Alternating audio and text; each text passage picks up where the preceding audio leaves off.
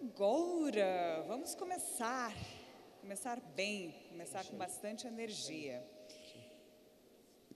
Eu tenho a felicidade de chamar ao palco aqui uma pessoa que trabalha elevando o nível de consciência no sentido da colaboração.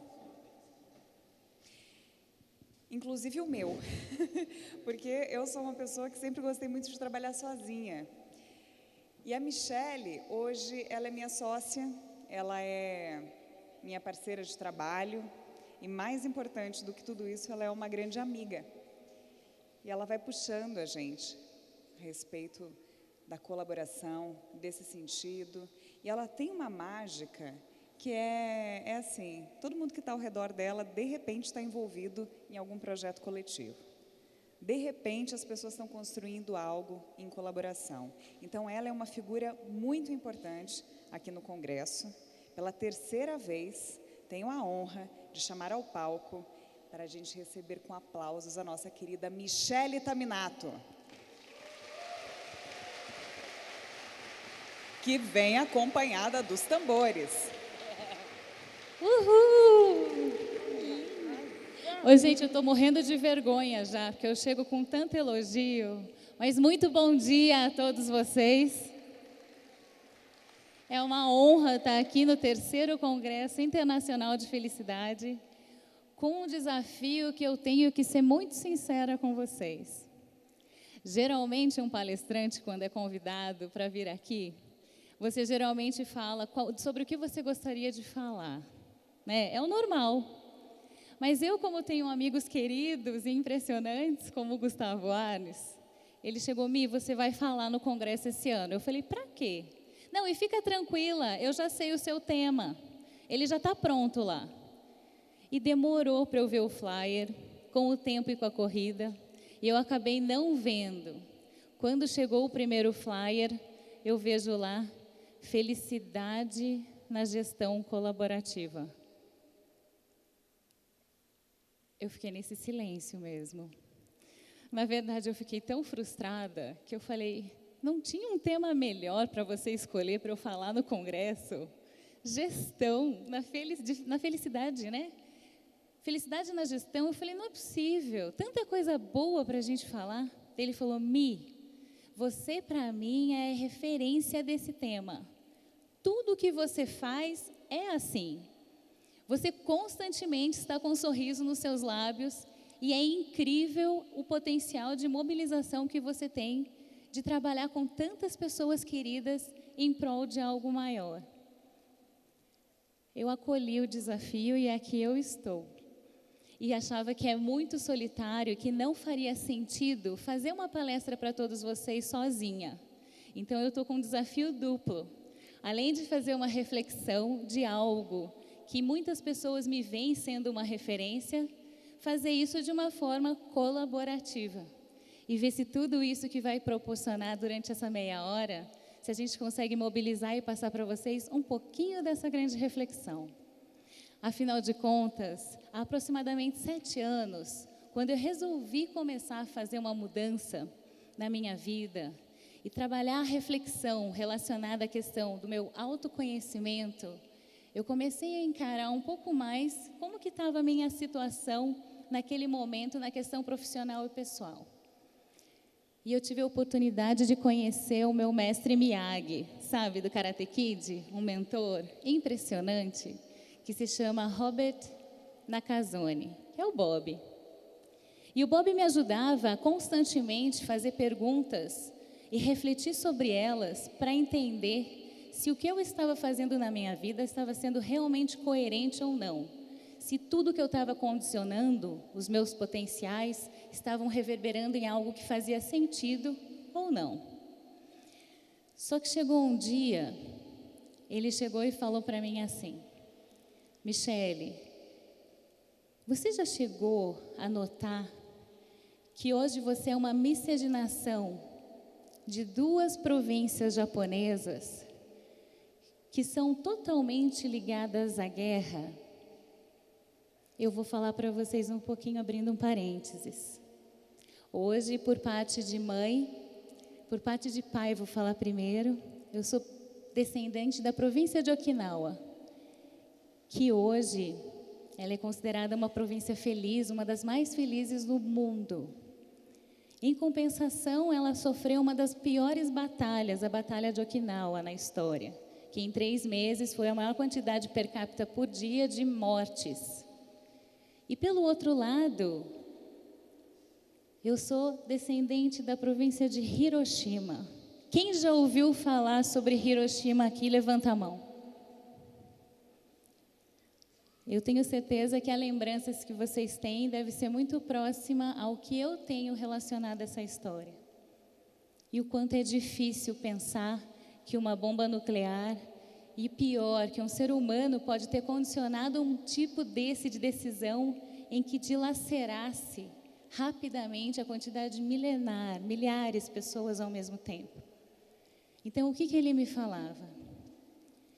Você já chegou algum dia a refletir sobre a guerra?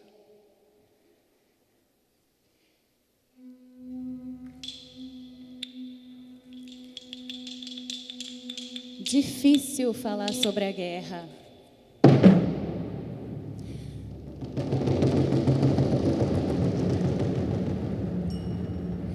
No momento onde tudo que eu tenho de lembrança são essas imagens bonitas ao som da flauta, aonde você consegue ver a beleza da generosidade da arte da cultura japonesa, aonde você vê a disciplina da batida do coração das pessoas, a arte, a culinária. É uma beleza incrível que hoje a gente vendo, fica tão difícil de ter acontecido algo assim.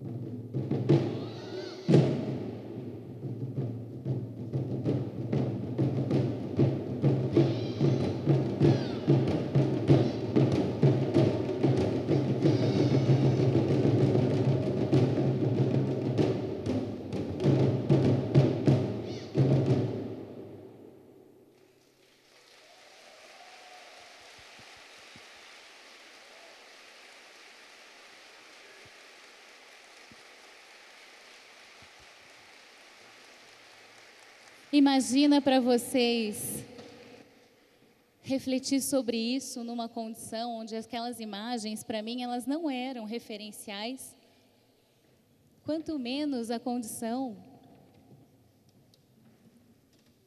de ver tanta beleza na cultura hoje. E qual é a pergunta que sempre me vinha?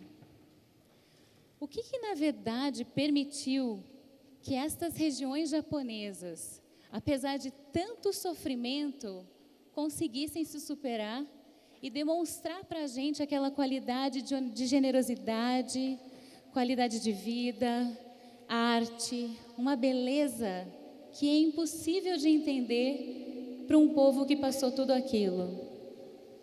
Que força é essa que gera na coletividade japonesa? Que movimento de ação e realização que a gente tem e sofre, passa, que encara esses grandes desafios. Um dia eu estava numa conferência no Butão, sobre felicidade interna bruta, e eu tive a oportunidade de conhecer a professora Ushido Uchida, Yukiko Uchida, da Universidade de Kyoto. E ela estava fazendo uma apresentação com o nome de um artigo falando Felicidade Coletiva no Japão.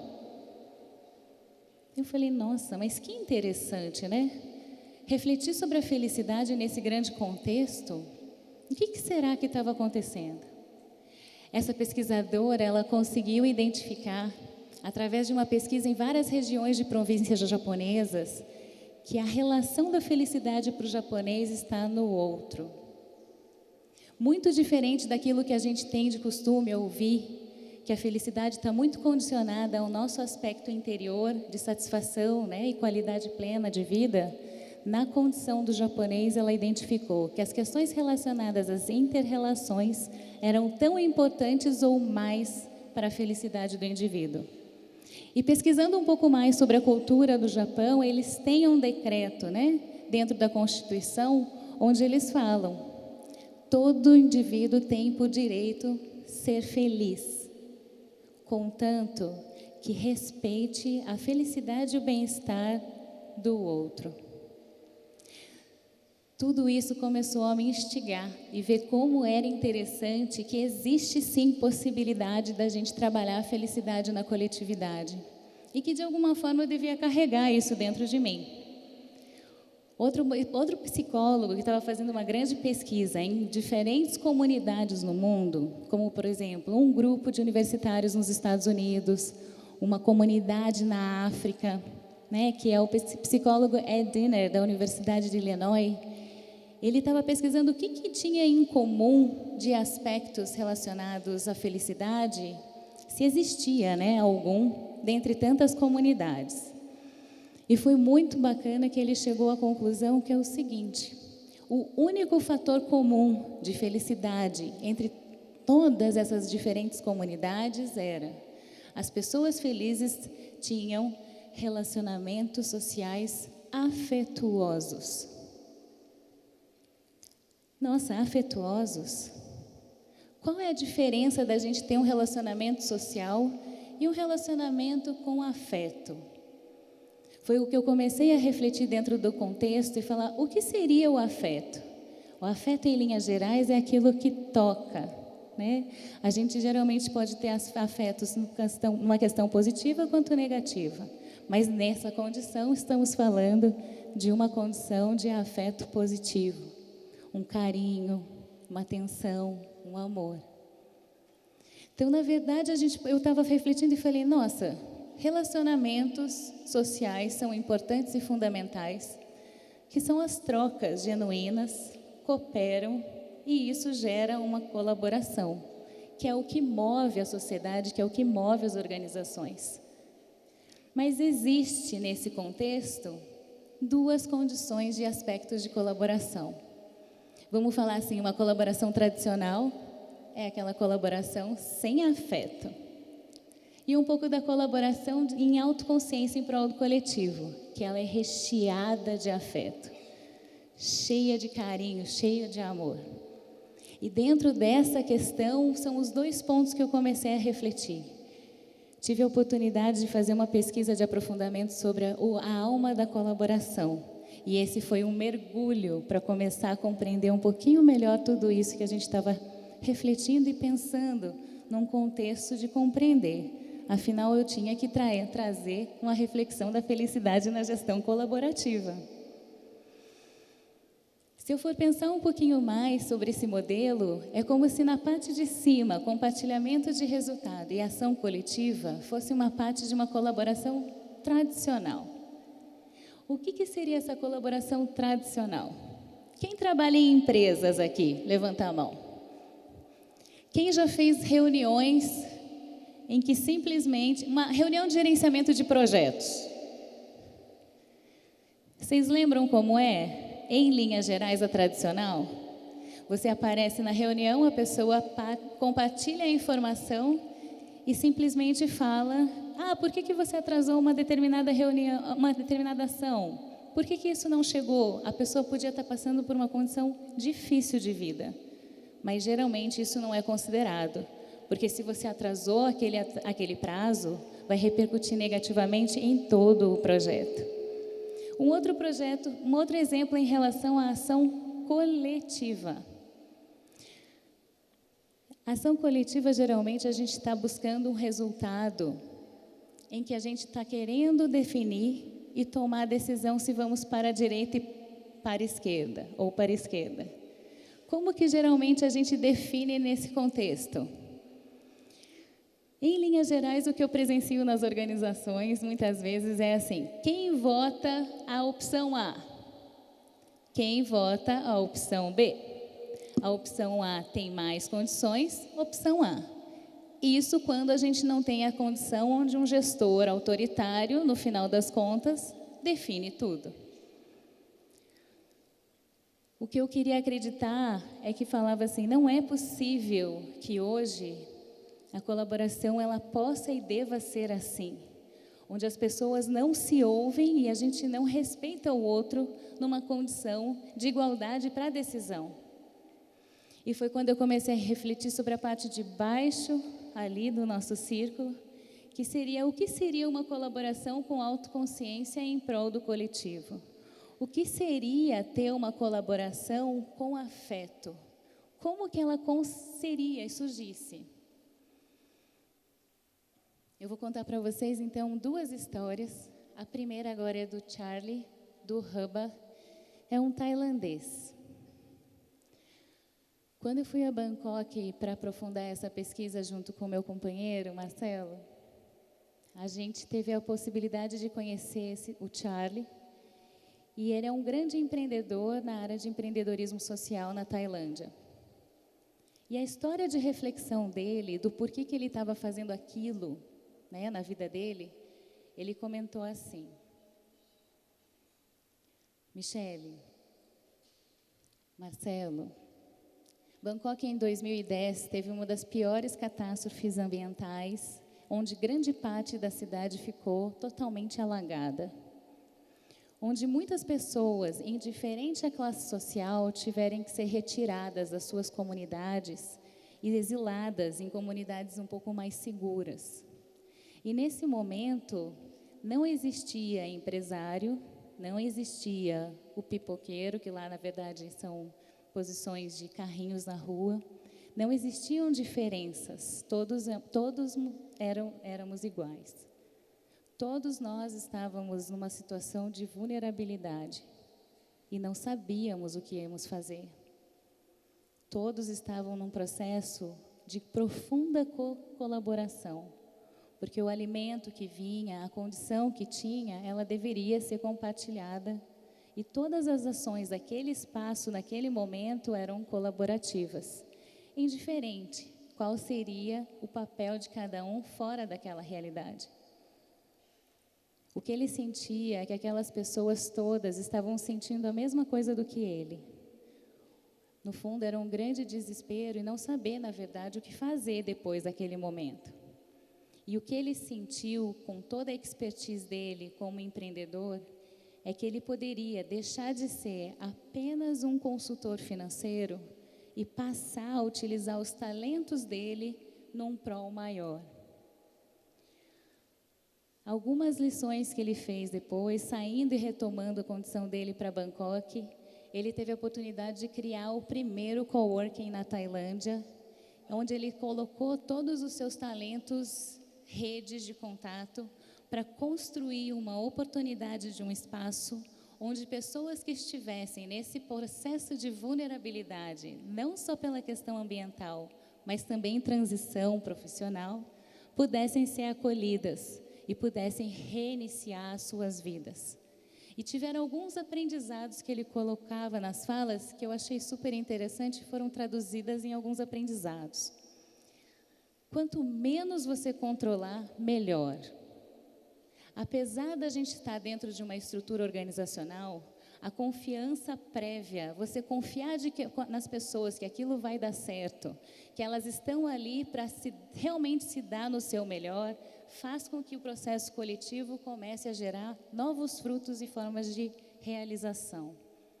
Projetos construídos através da diversidade é que possuem a grande riqueza, acolher um processo de governança onde todos eles são iguais. e ter flexibilidade nos diferentes pontos de vista. Ninguém está certo, ninguém está errado. Cada um tem uma essência e uma história, e isso é digno e importante que a gente honre em todo o processo de cocriação. Todos precisam ser ouvidos e respeitados. Dentro de um campo coletivo, a amizade e o senso de pertencimento das pessoas é fundamental, senão elas não conseguem construir. Eu sou grata ao Charlie por esses grandes aprendizados e que eu vi que existe sim uma forma da gente construir trabalhando alguns desses aspectos. Mas e a autoconsciência para ação, né, no coletivo? Como que eu coloco isso para funcionar? Qual era a pergunta que vinha sempre para mim? O que sustenta a afetividade nesses ambientes colaborativos? Eu entendi o que era importante, né? Ter amizade, pertencimento. Mas como que eu faço para ser mantida esse clima colaborativo e com muito afeto, para que as pessoas continuem se sentindo parte? Chegamos à conclusão, através de uma conversa com o Nath, que eu vou contar para vocês, que é a segunda história, que é o nível de autoconsciência dos indivíduos que estão ali inseridos. Como que veio essa reflexão?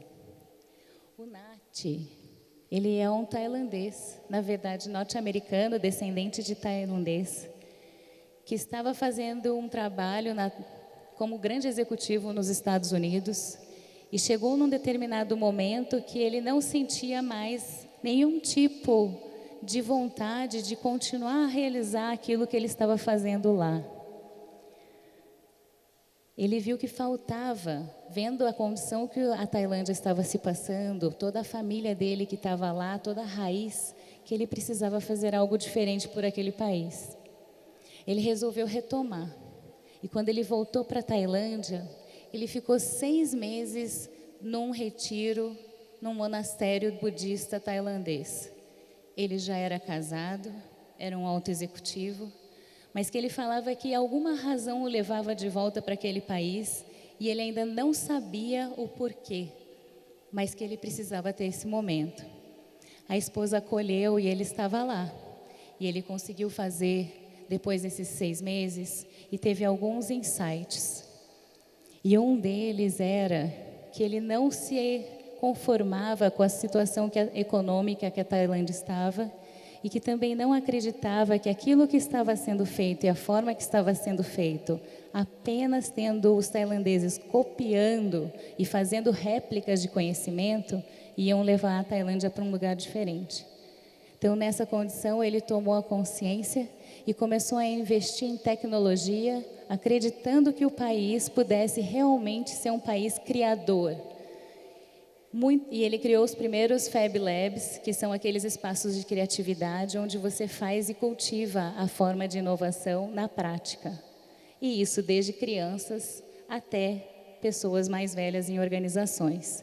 Hoje ele já tem apoio do ministro, do Ministério das Tecnologias, lá da Tailândia, onde ele já desenvolve programas nacionais relacionados a toda essa condição de mudança de patamar de consciência do povo tailandês. E disso, o que eu tirei de lição junto com o Marcelo? Que a autoconsciência precisa, sim, no processo individual, uma autossuficiência interna de crença. E que a lucidez do líder para ter condições de fazer isso, ela vem através de muita condição de prática e de afeto consigo mesmo. E que a quantidade de afeto vai trazer para a gente uma clareza e uma lucidez cada vez maior em relação daquilo que a gente precisa fazer. E fazer com qual condição? Sempre com muito altruísmo e servindo, e com muita autodeterminação. Tendo esses 2 aspectos relacionados, é o que a gente fala muito sobre o movimento do Collab Soul. O movimento nasceu com a intenção de semear o autoconhecimento e reverberar na coletividade, unindo talentos de colaboração com muito afeto e com felicidade em processos de muita superação. Para esse congresso, nós nos propusemos 3 grandes desafios. E um deles foi o lançamento do livro Ser Coletivo, desculpa a minha garganta,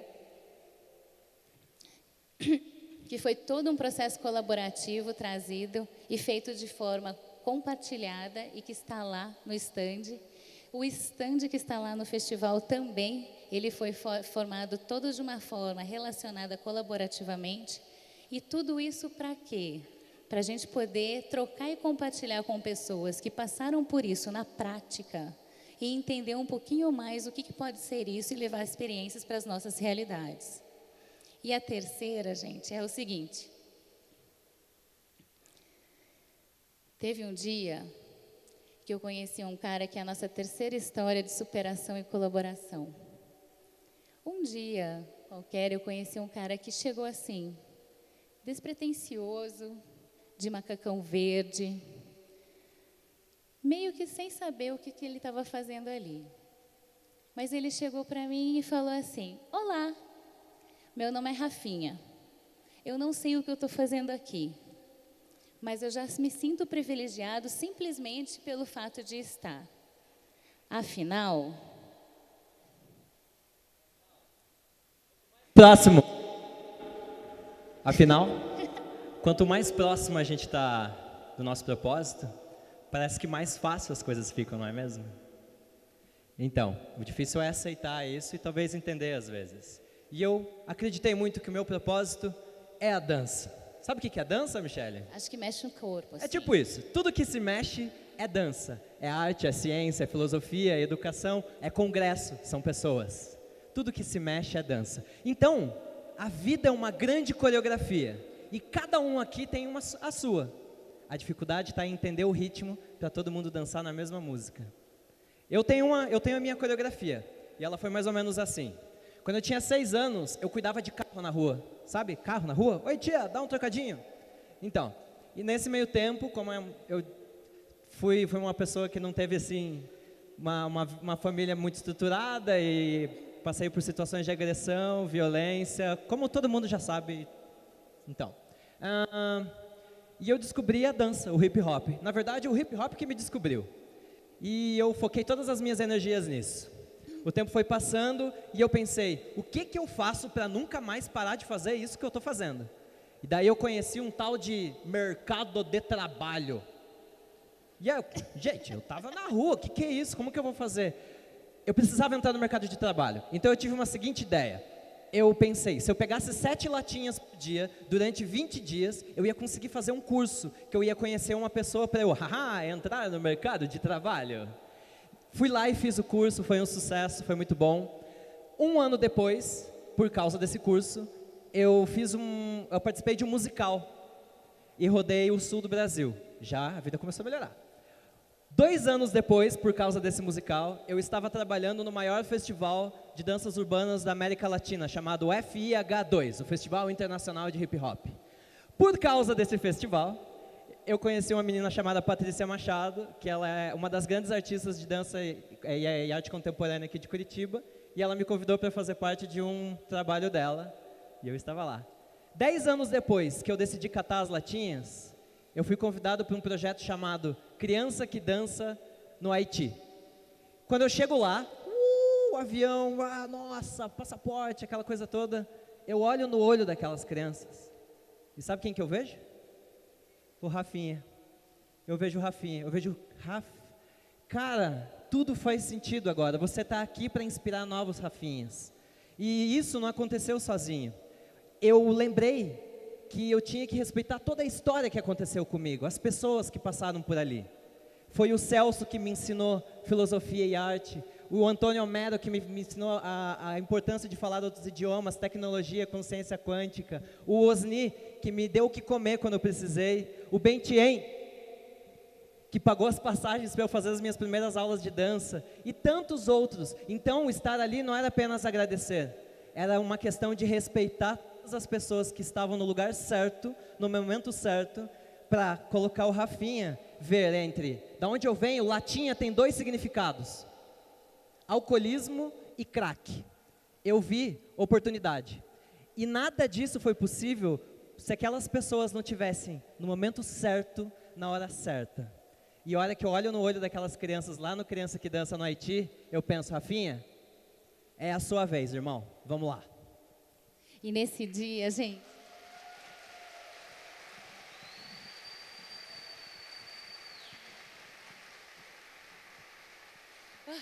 vamos lá. E nesse dia, o que eu não contei para vocês é que eu não estava sozinha. Nós estávamos num grupo de pessoas e aquela história do Rafinha não chamou apenas a nossa atenção em relação àquela conversa. A conversa e a fala dele tocou em algo dentro de nós, de forma que nós pudéssemos nos olhar e ver que, na verdade, o Rafa, com tão pouco, conseguiu realizar tantas coisas. Então, por que não eu realizar algo? Por que não nós? Hoje, resolvemos aqui pela primeira vez assumirmos um papel e uma função de muita superação. Temos dançarinos, médicos dançarinos, executivos dançarinos, terapeutas dançarinos que pela sua primeira vez estão aqui no palco com a gente. Porque eles querem reverberar de uma forma diferente, em que aquela dança que era do Rafinha não seja mais apenas dele, seja uma dança nossa. Então, com vocês, vamos lá, é a Turma da Felicidade se juntando numa grande missão do projeto do Rafinha, ao som das grandes batidas do tambor japonês. Vamos lá, separar toda a força a realizar. Vamos lá, preparar toda a força a realizar.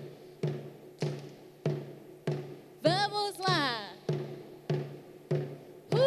Queremos ajudar. Vamos lá. Dentro desse grande desafio, o que nós estamos trazendo para vocês hoje? Esse grupo resolveu fazer um livro. E esse livro hoje está na pasta de cada um de vocês. Eles resolveram se unir, se autossuperar e colaborar para que esse livro seja para um bem além deles. O projeto do Haiti, a Criança que Dança, passou a ser o nosso sonho. De forma que mais Rafinhas possam realmente ser concretizados e realizados dentro do nosso país e também no Havaí. A cada momento que a gente contribui com esse desafio, a gente muda aquela reverberação da guerra que a gente viu no começo da nossa apresentação hoje. E hoje o que eu mais almejo é que a partir desse momento a gente deixe e que consigamos ressignificar a força daquela guerra, da bomba da guerra de Hiroshima e transformar para que nesse momento nós tenhamos a nossa bomba de Curitiba, que é uma bomba cheia de amor e paz. Felicidade não é o fim, não é meta, não é objetivo. Felicidade é o todo dia, é a trilha, é o aqui, é o agora. Felicidade é expressar amor.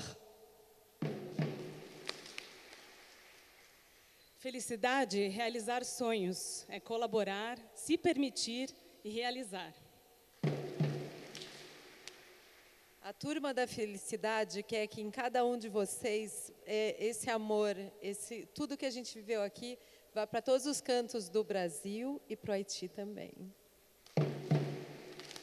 E agora a gente quer começar a reverberar com vocês, com muita energia. Todo mundo, vamos lá. Aquecer toda essa energia, que ela possa estar não só aqui, pelo todo mundo, que chegue até o Haiti.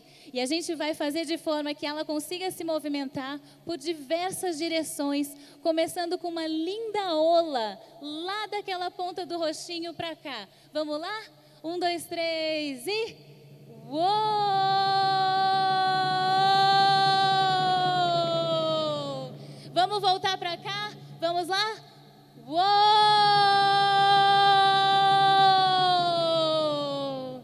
E que essa energia vá com vocês para todos os cantos do Brasil e que a gente possa continuar reverberando, porque afinal de contas, felicidade é isso. Felicidade na gestão colaborativa é a gente estar construindo com relações de afeto, superação do indivíduo em prol de um bem muito maior do que nós. Muito obrigada.